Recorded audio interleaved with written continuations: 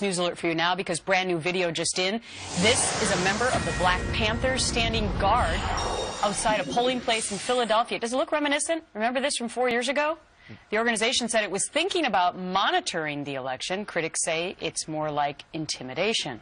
The Black Panthers also stood guard at polling places, as I just mentioned, 2008 in Philly. The group's leader with a nightstick in his hand.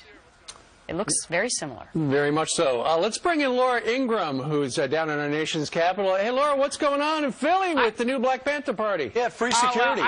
First, I'm on my way up to New York right after this, but let me tell you, that makes me feel really good about the process so far in Philly. You guys put me in a great mood with the Black Panther. What is that? What is that? Well, yeah, he's monitoring. He's just monitoring the election. Yeah. Well, I don't know which organization I would trust less. Anything affiliated with the United Nations or the new Black Panther. What is the old Black Panther party? Do they have anything to do with open this? People with the door there. Panther? Those people would have had to open the door by themselves if he wasn't there. Very handy. That's true. You're not supposed to have any sort of jerseys or shirts that say. In fact, there was confusion yesterday because somebody had an MIT jersey on and somebody thought it said MIT, but it was for MIT. I mean, but you can have this. So I want to move on though to what you think this election's really about, because we just had Robert Gibbs